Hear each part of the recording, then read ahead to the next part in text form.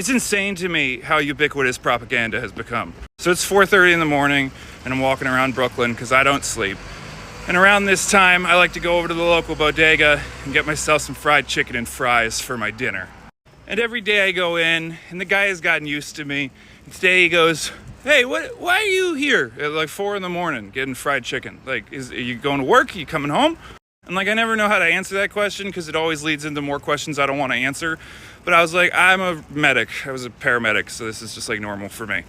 But of course that wasn't enough, so he asked a bunch of follow-up questions. I go, how do you afford to live? Like, do you still work? Like, what are you doing? Like, I'm retired, man. I was in the army, I was a medic, I got hurt. And he's like, oh, where? Iraq, Afghanistan? I was like, I got hurt in Afghanistan. And he starts to launch into this like diatribe about how we shouldn't be doing wars. Which, like, whatever, fine. It's not like I'm like the biggest fan of war. But then he goes, you know what? I like how Trump does war. I think he's right. We got to build up America and stop helping other places. And I was like, oh boy, here's a conversation I don't want to be in at 4 in the morning at my local bodega. And I was just trying to like not engage, you know, because I just want my food and I want to leave. Some random stranger just saw me screaming into my phone about Trump, and he did one of these as he walked by. God bless New York. But this guy, he's like going on and on about Trump, right? And he has the audacity to look me in my eyes, in my veteran eyes. And he says, yeah, Trump, there were no wars under Trump. Wasn't it amazing having all that peace? Nobody died while he was the president. I'm like, what?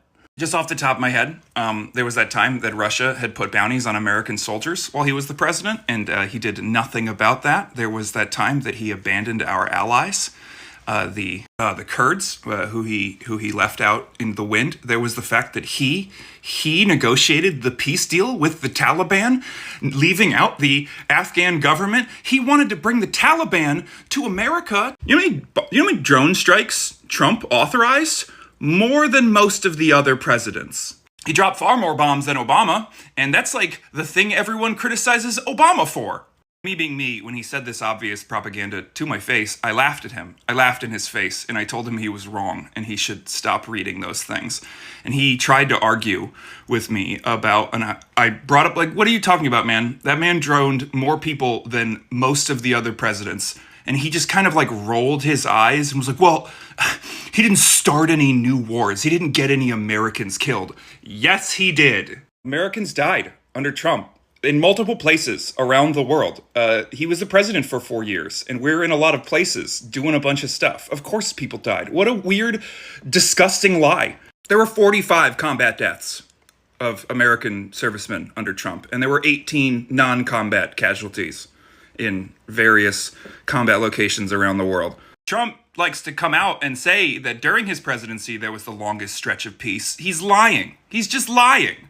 And the thing that drives me so crazy is that this dude not only felt the need at 4:30 in the morning to tell me, a disabled veteran, that I'm wrong about the war that I fought in, but that he knows better, that he knows more about all this stuff, that because he just likes Trump, he's an authority on everything. This narcissist has infected our entire country to the point where people just refuse to listen to anyone about anything. They're just going to regurgitate what they heard on their propaganda sources. And it's disgusting. It's like, why am I having to have this conversation with this dude? Why do I have to like relive my trauma about a war that I don't fucking want to talk about because this asshole, and I mean, I don't want to talk about it at a bodega at 4:30 in the morning. It's clearly my entire personality on the internet, but like, that's because I choose when and where I want to talk about it. And while I'm getting food at 4:30 in the morning in Brooklyn, it's not the time I want to talk about it.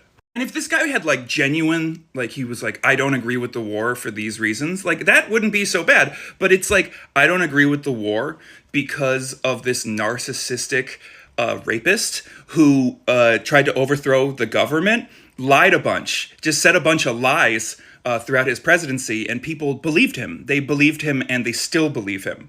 And like, it's insane to me that I've had to live through enough history that we've rotated around to this bullshit idea that Republicans are anti-war. Fucking what? Are you joking? That the wars in the Middle East, that Republicans are the ones that are against that. I hate that man for what he's done to this country. I absolutely loathe how much damage he's done to the very fabric of just basic human interaction in these borders.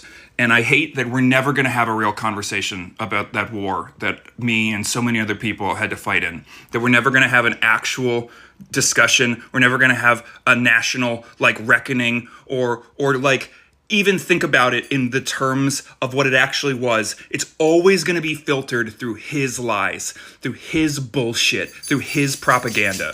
I didn't think it was possible for one man to single-handedly damage the lives of every veteran living in the United States, but he did. He managed. So, what a legacy.